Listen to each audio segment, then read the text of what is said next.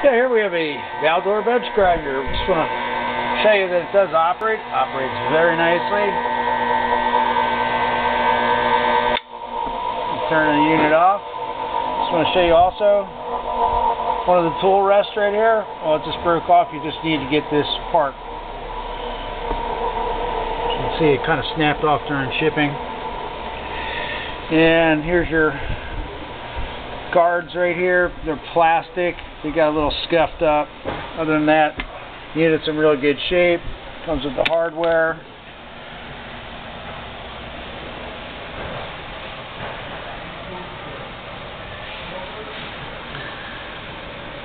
This is a 623E.